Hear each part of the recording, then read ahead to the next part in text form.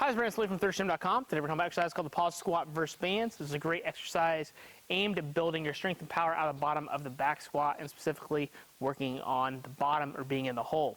Now, the sport of powerlifting, you are going to have to achieve 90 degrees of hip flexion for your squat to count when you compete. The Paws Squat is great. Many people know about the Paws Squat and building the confidence and being comfortable down there in the bottom, and you're going to isometrically hold that in the bottom. So you're going to go down to the bottom of the squat, you're going to sit there for 2, 3, 4, 5 seconds, and then come out of the bottom. What that usually does, teaches you about the positioning going down there, where that 90 degrees of hip flexion is so you stay good and tight.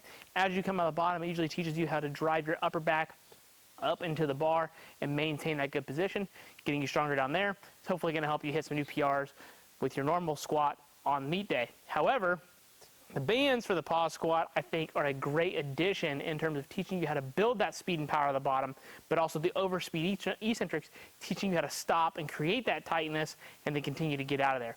Now, the bands have overspeed eccentrics like I just mentioned, so that means the bands are constantly pulling down to the ground. So they're trying to pull us down faster than what we normally would go down or what gravity would normally pull down. So again, it's going to teach that rigidity and that tightness in the bottom, but at the same time as we come out, we are going to have to go up harder because the band tension is going to continue to increase, and that load that we're going to realize and feel at the top is going to increase as well. So we've talked about how to set up bands and stuff on our YouTube channel, on our website. You can check that out at thirstgym.com. Setting it up is relatively easy. It's not that complicated. When it comes to selecting band tension for an exercise like this, 20 to 25% of your 1 rep max is ideally what you're going to want to look for in your band tension. You could potentially use 15 or 10% if you really wanted to not get as much band tension, but enough to give you that little oomph that you feel you have to try to come out of the bottom. Because obviously as you come further out of the bottom, the easier the exercise is, and the band is going to accommodate that to continue to make it challenging. But I usually find that 20 to 25% is a good sweet spot for an exercise like this, and just in general for most accommodating resistance.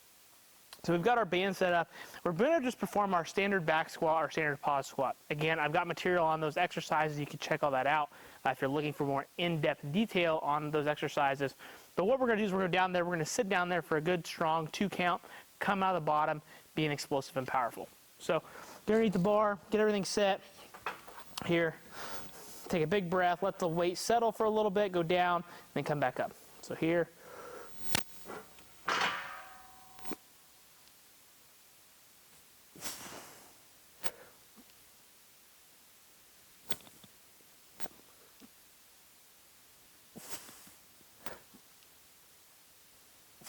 Then rack.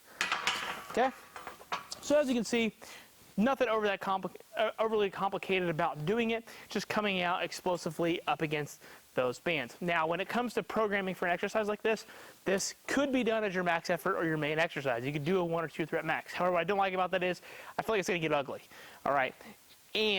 Or you're going to shortchange that pause in the bottom, and it's going to be how quick can I pause and get out of there, and therefore your PR is all over the place. So unless you got training partners that are really, really on you, giving you a good 1,001, 1,002, 1,003 count, I wouldn't use this as a main exercise.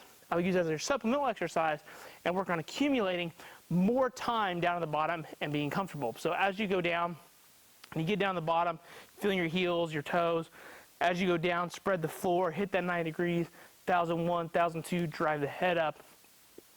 Doing that repetitively, you'll accumulate more time down there, getting more comfortable, and then working that joint angle specifically.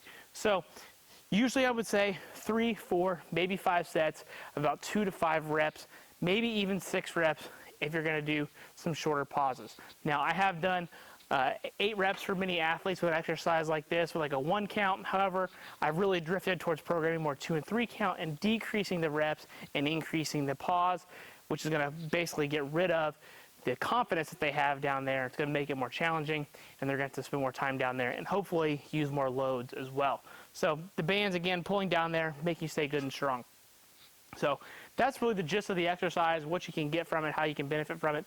Again, you could do really long pauses to shorten those reps up, but again, usually 3 to 5 sets, probably 2 to 5, maybe 6 reps on average, and you should be good. If you got any questions, please feel free to leave them in the comment section. Thanks. Have a great day.